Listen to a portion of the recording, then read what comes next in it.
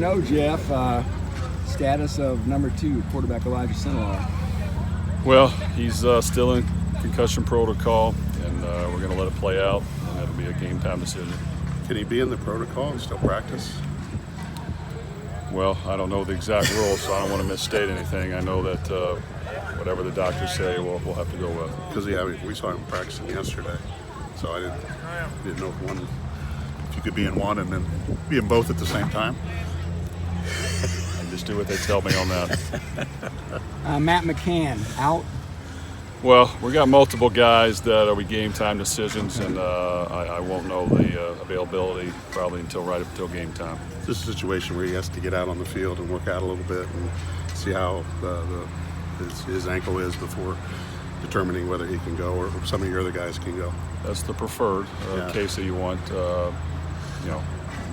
They don't all happen the way you prefer. So on some of these, it's just one of those things. Some years you have some nicks and bruises. Some years you have a little bit more than that. We've had a little bit of a rash of injuries here, and we've got to just get them healthy as we can and see if they can play come game time. But we'll do whatever's best for the individual and make sure we take care of them. What about Sparks? Probably not likely, but we'll see where he's at, and it'll be game time. If he doesn't play Saturday, could his be a longer term situation? It's hard to tell. It's hard to tell on that. I know it's too hard for me to tell on that one. Who's going to fill Bailey's leadership on defense? Well, I do think that we have some veterans at linebacker. Cornell Jones has played a lot of football. I think he'll step in, and he's been itching to play more. So now it's his time to go out there and showcase what he's all about. Ben Holt's done a good job for us, and we just got to have everybody step up and play a little bit harder. I think they know their roles are going to have to magnify just a little bit. They've got to give better effort, and we've just got to continue to move forward. But I do feel confident that Cornell will be ready to play. Could any freshman be brought out of red shirt at linebacker? Or guys you're planning on red shirting play, I guess? I think at linebacker we're going to Collie Saunders is a guy that we're going to get ready to play. I don't anticipate that happening unless something else from an injury standpoint happened during the game, but we'll make sure to get him ready to play. Hey, Mike, Who's that? Collie Saunders. Okay.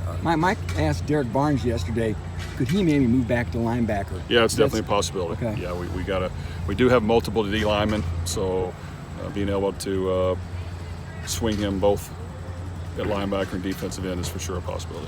I'll ask you about Marcus's mood, but what was the team's mood with his injury, and is it going to take them some time to process not having him out there? I don't think so. I know we're all disappointed, and we all feel bad for Marcus. It was such a kind of a fluke thing when you're in a lighter practice, just helmets, that normally doesn't happen. So we feel bad for him. I think Marcus understands that these things happen. It's an injury that we can get fixed and healed and back to normal. It's just going to take time, and it's going to take him concentrating on his rehab and making sure he sticks to it, and he has a good plan for that. But we feel confident he'll be back to normal. Just it will take a while. I know it's only game 3. It's hard. It'd be hard for you to say, but I want to ask you if you think this could be the best defense you see all year, one of the fastest defenses. This is a good defense, and Coach Patterson's an outstanding coach. They've played a lot of great offenses in the history of him being there. So I know we're not going to scare them one bit. They're going to come in and be on the attack. They press you at corner. They've got 2 really good defensive tackles. They slant and stunt and game you and then rush from all different angles, and they attack downhill. And they're not a team that's going to play off and give you a bunch of easy completions. So yes, this will be an extreme test that we're going to have to see what we can get going and try to create a few big plays and see how we match up and swing for the fence and see what happens. Yeah, they're used to playing those Big 12 offenses that like to throw it. You're correct. Oklahoma State, Texas Tech, those type places. They're a team that every year they're going to concentrate on Oklahoma and Texas and find a way to beat them. And you know what? They beat them quite a bit in its history. So I'm sure they're going to come in here very confident. Talk about the juice you get from the night game here. Saturday night should be pretty special.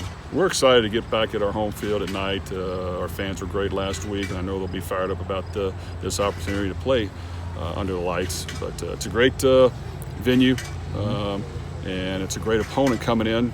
That will be a tremendous challenge, and I'm hopeful that our players will respond and step up and understand that we're going to have to do a lot of things very, very well in order to have a chance to win. you've said you've talked before about playing a tough non-conference schedule, and that's kind of the direction that you're going right now. But when Mike Lubinski came to you and said, "Hey, we got a chance to bring TCU in here in a couple years," you remember what your reaction was?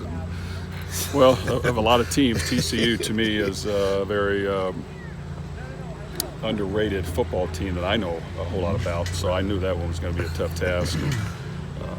It didn't fire me up to play them in the non-conference, but it is who it is. You know, they're a formidable opponent, and they're very good.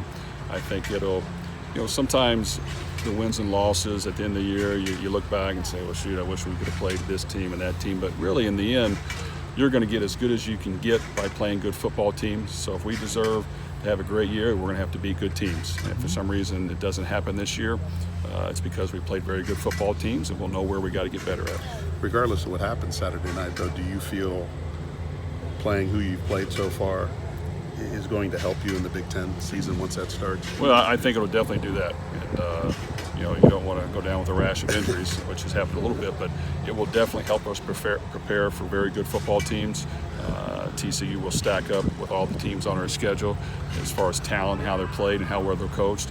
So this is a great non-conference game that doesn't go against the conference record, but it goes against our overall record, and we've got to find a way to win. And it can be a huge momentum swing if we can, in the end, find a way to pull out a victory. Is Nick Seif getting back more rotations?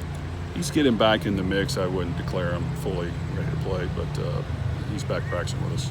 O'Connell's still number 3. Yes, O'Connell will be ready to go.